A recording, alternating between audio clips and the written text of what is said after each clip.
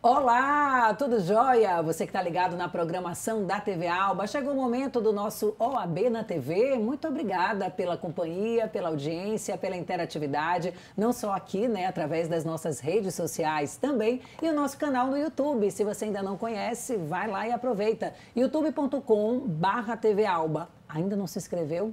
Corre também, se inscreva e aí você vai ficar a par de tudo que acontece no Legislativo Baiano e os programas também que estão na nossa grade. É o caso hoje, é o caso nesse momento do nosso OAB na TV. Olha os convidados hoje em dupla, sim. Vamos falar, sabe de quê, minha gente? Um assunto importantíssimo que inclusive ganhou visibilidade aí nacional e internacional, né? Que é o racismo no esporte. Aqui comigo hoje está o doutor André Lee. André é presidente da Comissão de Direito Desportivo da OAB, mostra o doutor André. E também Juliana Camões. Juliana é diretora de esporte da CAAB. Gente, sejam bem-vindos. O doutor pela primeira vez. Juliana, a gente já conversou recentemente, né, Juliana, sobre aquelas competições todas, aquele momento lá do Adverão, que foi muito bacana. Vi aí a participação efetiva de muitos advogados e advogadas. E aí, seja bem-vinda, primeiras damas. Obrigada. Obrigada pelo convite novamente, para a gente poder falar, tratar sobre um tema que está com repercussão grande, né, diante dos últimos acontecimentos, mas que é importante que se debata, que se discuta, para trazer, sobretudo, a consciência, para que não ocorra novamente, né? Com certeza. Doutor André, como é que funciona aí os trabalhos, né, da Comissão de Direito Desportivo da OAB? A gente conversava nos bastidores, né, sobre os números do observatório, do crescimento do racismo, principalmente no futebol. E aí, como é que é o trabalho da comissão nesse sentido de conscientizar, né, o papel importante dos advogados nesse sentido? Tá, primeiro quero registrar o prazer de estar aqui pela primeira vez e agradecer o convite. E para tratar de um tema que eu acho que todos nós preferíamos não estar tratando já no século XXI. É uma coisa que deveria já estar completamente superada. A nossa Comissão de Direito Desportivo, a gente tem uma nomeação da OAB para que a gente possa estar atento a todas as práticas esportivas, legislações, e a gente poder participar, sugerir membros para comissões e participação nas diversas modalidades, não só no futebol.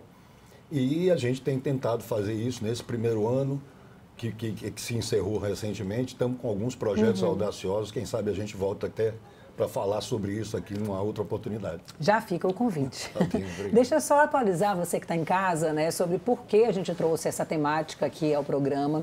E aí eu tenho que contar para vocês de dois casos, né, de racismo, que aconteceram aqui no nosso estado. A gente tem um caso, né, envolvendo aí os amantes, né, do Bahia. Nas últimas semanas, os torcedores do Vitória tiveram atitudes racistas contra jogadores do Doce Mel e também do Bahia. E aí, em ambos os casos, os jogadores foram chamados de macacos, né? Chega a ser comum a gente ver nos estádios pessoas jogando banana e fazendo esse tipo, né, de agressão. E agora, com o advento da rede social, a coisa ganha mais corpo, né? Porque aí você posta no Twitter, posta no Instagram, e aí o negócio dissemina e é uma ofensa, assim, sem tamanho, né? Vou começar um pouquinho conversando com o doutor André, ele que preside a comissão, a respeito especificamente desses casos, né? Muitas pessoas ainda têm um pouco de ignorância. E aí eu já quero pedir ao pessoal da edição que coloque essa postagem, porque quando a gente fala de racismo e que envolve rede social, as pessoas ainda pensam que é terra de ninguém, né, doutor André? E aí ele faz uma colocação, o Robson está colocando aí na tela, eu vou ler um pouquinho da postagem dele, ele diz o seguinte: fiz uma brincadeira de mau gosto aqui. Como muitos acharam graça e outros não, acharam que foi ofensa, sei que nem todo mundo tem o mesmo tipo de humor, mas não adianta me pregar na cruz, porque quando foi administrador de certas páginas aqui, ninguém disse nada antes. O que me chamou a atenção, ele fala o seguinte: brincadeira de mau gosto. E a segunda coisa, ele fala, acharam que foi ofensa. E a terceira coisa é humor. Então, as pessoas banalizam dessa forma ainda hoje casos notórios de racismo? Sem dúvida nenhuma. Nesse caso específico, nós estávamos conversando, é um caso típico de injúria racial. Não há nenhuma discussão com relação a isso. A brincadeira de bom humor, de mau humor, de humor duvidoso, não acho que não cabe mais nesse mundo que nós vivemos, até porque o esforço tem sido sempre crescente, não só legislativo, como também de atitudes, como também de certos posicionamentos, para tentar mudar esse conjunto de coisas e educar O futebol tem que ser um instrumento de transformação nisso. E não pode ser uma terra de ninguém, como você falou. O que acontece hoje em dia é que rede social e o próprio mundo do futebol se acha superior ou fora do mundo. E não é. Eles têm os mesmos defeitos, estão submetidos às mesmas leis. Então, todas essas questões têm que ser resolvidas com educação, com campanhas massivas antirracistas, e não basta ser não racista. Você tem que ser antirracista. Isso é muito importante para que a gente dê a ênfase necessária que um assunto como esse merece. Pois é, gente, a gente está falando dessa postagem que você está vendo na tela, onde tem um jogador do Bahia fazendo uma comemoração, e aí esse rapaz que tuitou fez uma montagem comparando, né, o jogador com o gorila. Doutora Juliana, o que é que a legislação desportiva fala a respeito de casos como esse? Como é que a OAB se posicionou, se posiciona em situações como essa relacionada aí ao esporte? A legislação desportiva, com relação ao caso específico, não tem uma regra geral aplicada. A gente, como eu costumo dizer, as normas elas acompanham, elas são dinâmicas e vão evoluindo conforme a sociedade e os fatos que acontecem. Há uma tendência muito grande, né, em se penalizar, aproveitando inclusive esse ensejo da lei que fosse sancionada, que equipara a injúria ao racismo, a injúria racial ao racismo, trazendo o tempo de pena, colaborando também com o que acontece no âmbito esportivo. Então, algumas situações que já são aplicadas no âmbito criminal, enfim. A OAB, com certeza, jamais aprovaria uma situação dessa.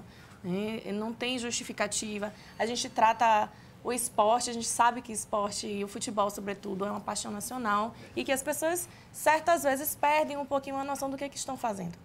Na justificativa ou na tentativa daquele calor mesmo da emoção do esporte, da prática esportiva, e vão ultrapassando qualquer limite.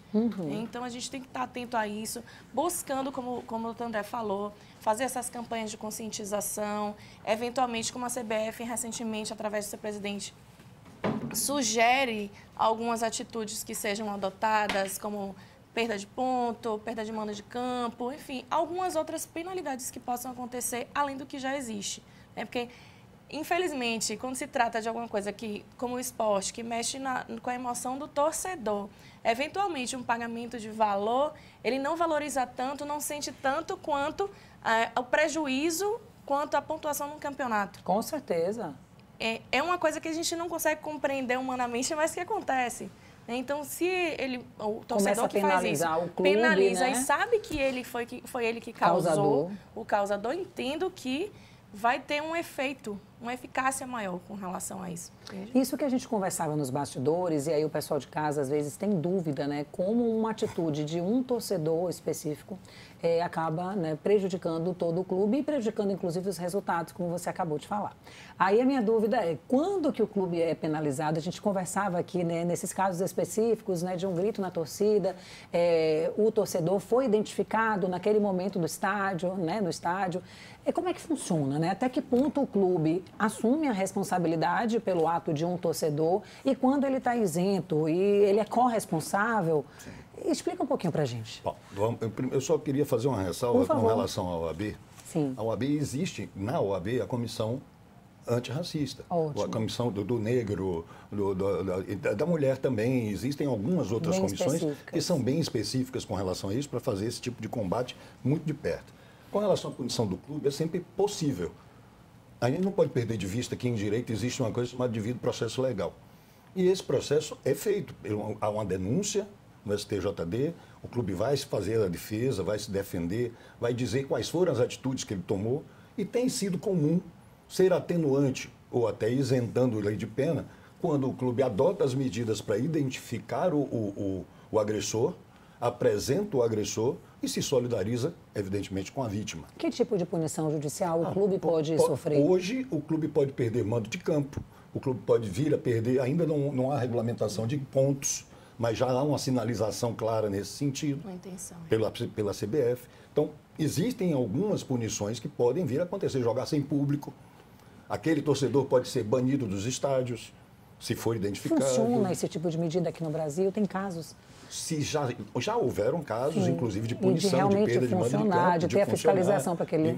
Como mesmo que acontece com invasões de campo. Sim. Também todas as outras irregularidades, vamos dizer assim, que se comete no curso do processo de um jogo de futebol, são passíveis de punição, porque o futebol, como eu disse, não está acima da lei.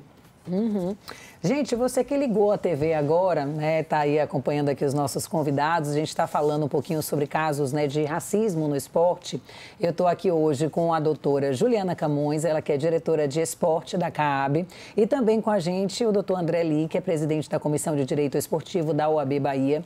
E a gente está falando um pouco sobre esses casos de racismo que envolveram aí torcedores, né, do Vitória contra o jogador do Docimel, o jogador do Bahia, algumas situações, né, de forma geral. E por que a gente está falando tanto do futebol, né?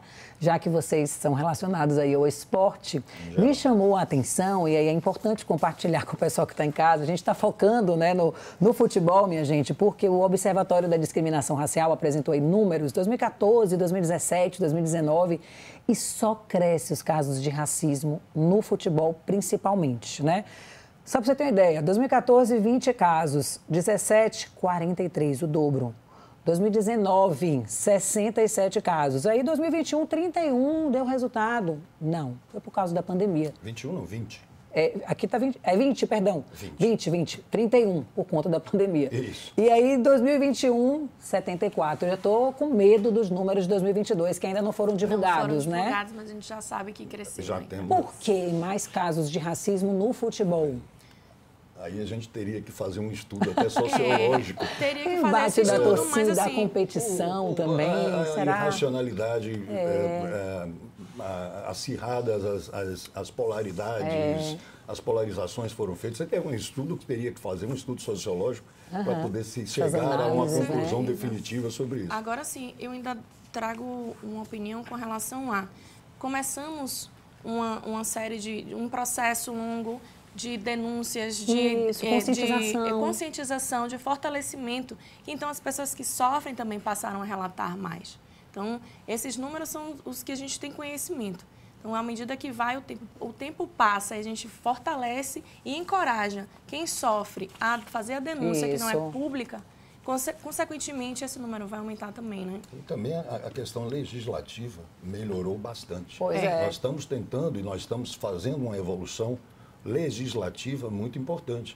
Como Juliana chegou a citar um pouco tempo atrás, a lei que foi sancionada já agora em janeiro, sim, vamos falar já equipara a injúria racial ao racismo. Aumenta a pena, impõe multa, sai de 3 para 5 anos. Então aí, quem já sabe, em 2023 multa. a gente vai ter menos casos, não sei, né? Essa especificamente tem uma abordagem com relação ao âmbito esportivo e vai com certeza influenciar. Isso.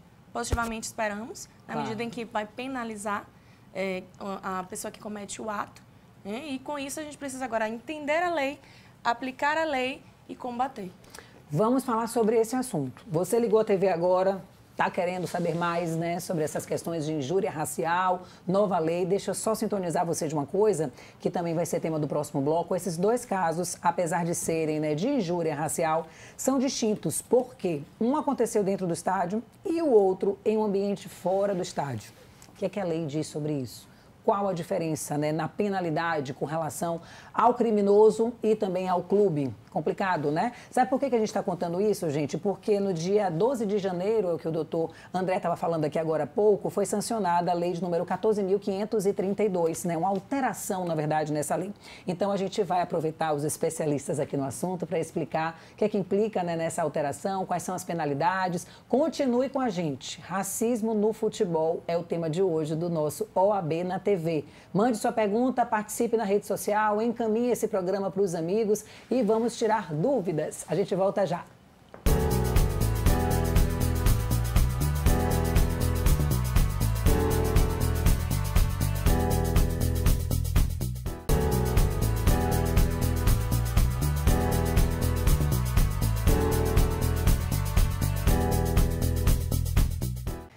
Muito bem, estamos de volta com o nosso OAB na TV. Você que ligou agora, 2 convidados hoje para um tema importantíssimo. Doutora Juliana Camões, diretora de esporte da CAAB, com a gente também, doutor André Lee, ele que faz parte aí, é presidente, né, da Comissão de Direito Desportivo da OAB Bahia. Estamos falando de casos de racismo no esporte e, infelizmente, principalmente no futebol.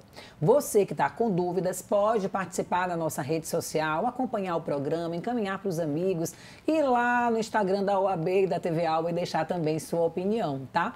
Assunto que a gente finalizou o último bloco, a questão da mudança na lei, né? E aí você que não sabe, vamos lá. O presidente Luiz Inácio Lula da Silva sancionou no último dia 12 de janeiro a lei 14.532, depois pesquise e coloque no Google lá para você ler com calma, sim.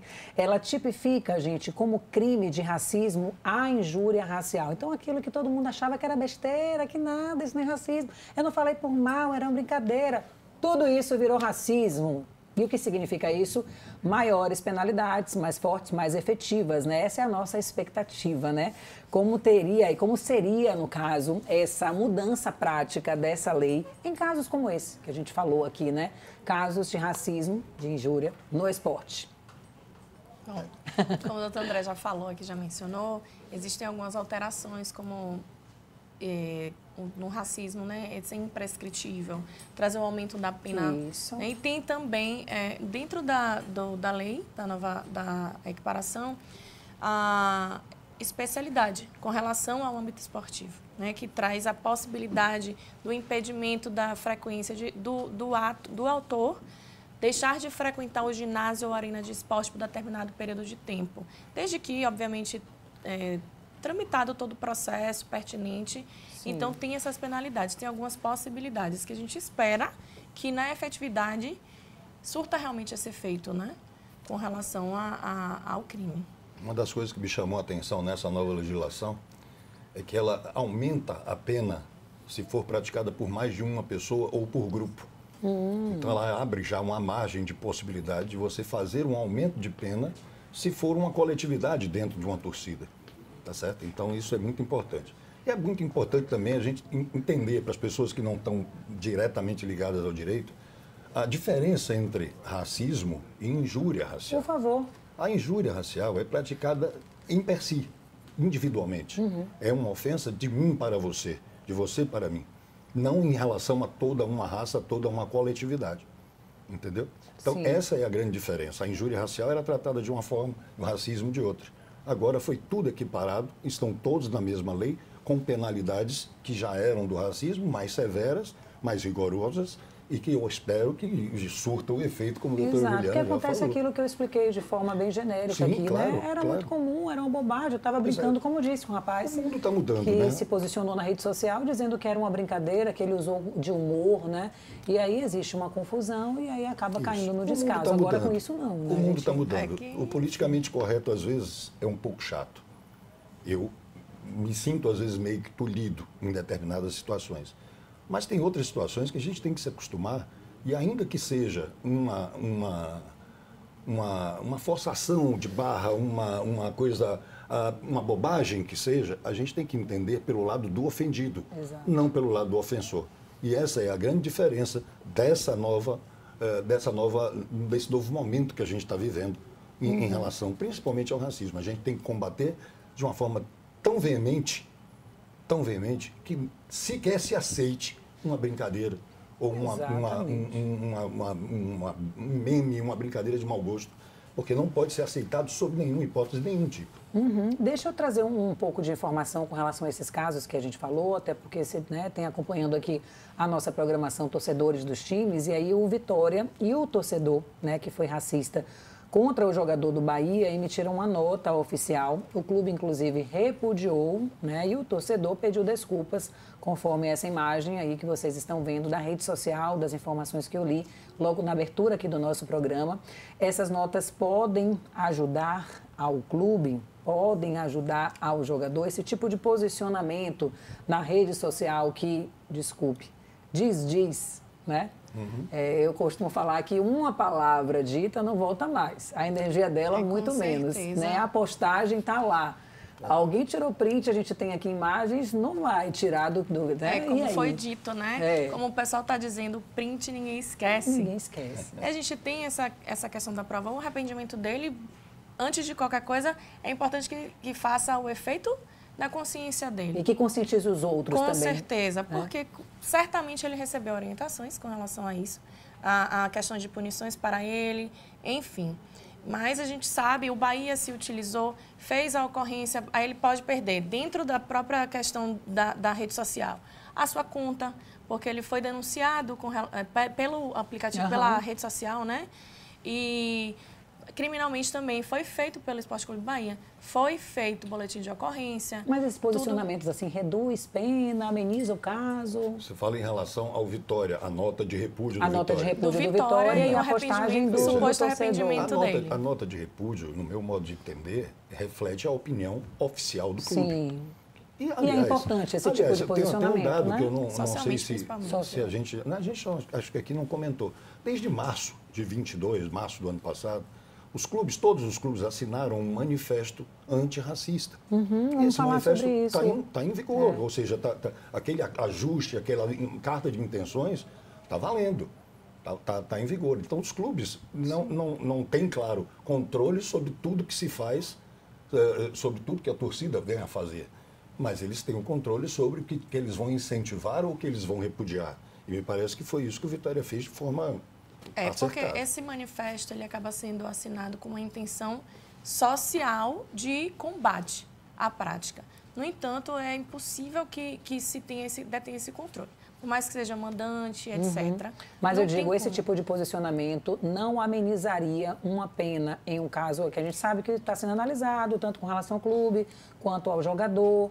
É um tipo de posicionamento social, institucional, mas que efeitos jurídicos não reduz pena. Caso a caso ele é analisado com relação à justiça desportiva, pelo menos. Depende do qual foi a consequência, até onde foi a responsabilidade do clube para que aquilo acontecesse. Se evitou, se não evitou, se identificou, se não identificou, se auxiliou na investigação, se não auxilia, enfim. Entendo que depende muito de cada caso para que isso aconteça. Mas convenhamos, não atrapalha. Não atrapalha. Obviamente é muito melhor. Não atrapalha. É muito melhor que se posicione, mas que efetivamente, dentro de uma penalidade, isso seja diminuído por conta do posicionamento, isso. acho que pode ser considerado. Ele pode ter uma nota oficial contrária, mas se ele não colaborou com as informações, se ele não identificou o torcedor, se ele não se acautelou para que aquilo não aconteça, se aconteceu novamente dentro de um estádio sem nenhuma providência, tudo isso vai ser levado em consideração contra o clube. Deixa eu trazer uma informação que eu fico feliz, eu que conheço pessoalmente o Edinaldo Rodrigues, na época que ele era aqui da Federação Baiana, vejo ele super atuante, e a gente já conversava aqui, você deu essa informação das penalidades com relação ao clube, eu estava lendo na pauta e vi nos bastidores um pouco da repercussão dessa notícia, que ele se encontrou com o ministro Flávio Dino para debater justamente essa questão do combate ao racismo e à violência, que ainda também é enorme no futebol. Dá mais luz sobre esse tema, colocar no holofote também da mídia, mostrar para as pessoas que estão envolvidas que tem seres pensantes ali debatendo e cuidando dessa temática. Como é que vocês, como da área da advocacia, avaliam essas prioridades, CBF, Ministério da Justiça, racismo, violência no futebol, violência em campo e fora dele? Eu acho de extrema importância, primeiro por a gente estar ali vendo que aquela autoridade máxima está com olhos voltados para isso. Inserindo, trazendo aquilo para verificar como combater. Então, isso é muito importante. Como a gente estava falando, o esporte comunica demais. O esporte leva o assunto para a sociedade e dentro do próprio âmbito esportivo, que era como se nada acontecesse. Praticava, mas aqui a gente pode desconsiderar, porque no calor da emoção pode fazer o que quiser. Não é. Nunca vai ser assim. E a gente está falando ali de feridas sérias de pessoas. Então, o Edinaldo está trazendo isso pela CBF e através da CBF, levando, debatendo, é muito importante, muito mesmo. Como eu estava dizendo, a gente vem em franca evolução. Seja de atitudes dentro dos órgãos desportivos, como também na legislação. A gente vem tentando, vem se construindo um arcabouço que vai, certamente, em algum determinado momento, permitir a educação, a punição e a coibição desse tipo de conduta. Então, isso vem sendo construído e a preocupação, a sinalização que dá uma preocupação como essa, nada mais é do que de que, olha, agora a gente vai ter que tomar muito cuidado com relação a essas coisas, se possível, tirar inclusive da própria cabeça. André, você que faz parte, né, que preside a comissão, né, do Direito Esportivo da OAB Bahia, eu queria tirar dúvidas, assim, como é que são as demandas, né, de advogados relacionado a essa temática, né, de ofensas, de casos de violência no esporte? Não, a gente tem até um funcionamento mais de conselheiro das confederações, das federações, e a gente pode eventualmente indicar um membro, a gente pode eventualmente fazer uma moção de desagravo em algum caso de ofensa a uma ou outra pessoa, mas a gente faz mais levantamentos de congressos e cursos, dentre os quais, evidentemente, o racismo tem uma pauta. Nós tivemos agora, em dezembro, em Curitiba, representando a comissão no Congresso Nacional de Direito Esportivo, em que um dia inteiro foi dedicado a racismo no futebol e homofobia, as práticas discriminatórias dentro do esporte e especialmente do futebol.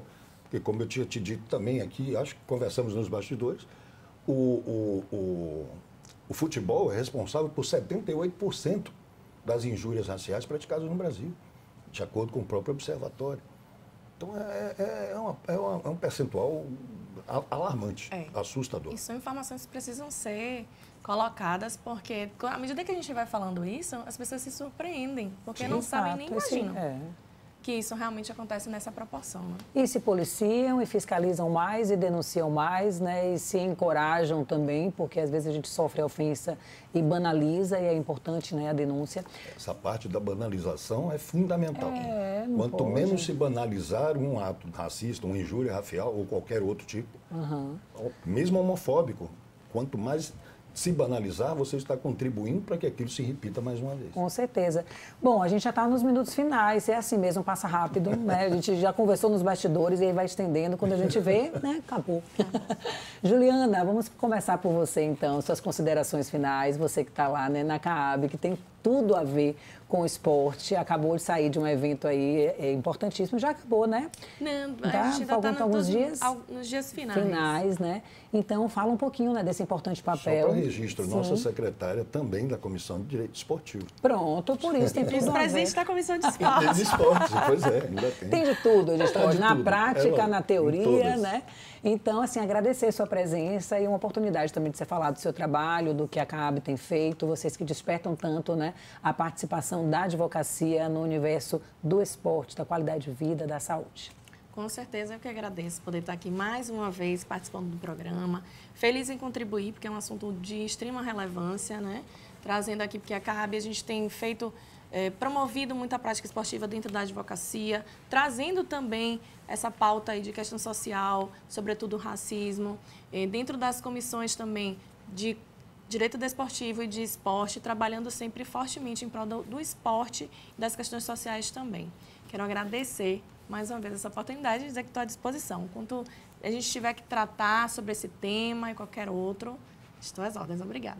E o doutor André Ly já vai deixar aqui a próxima entrevista agendada, né? Já falou que tem temática para a gente trazer aqui no programa. Vamos sim, vamos sim. Obrigada também. Fala um pouquinho aí das comissões e convida, eu sei que todo mundo pode participar, né? Os advogados. Pode, os advogados que quiserem, pode pedir a inscrição na Comissão de Direito Esportivo. A gente tem um número, porque senão, a partir de um determinado número, fica complicado até de você administrar o trabalho.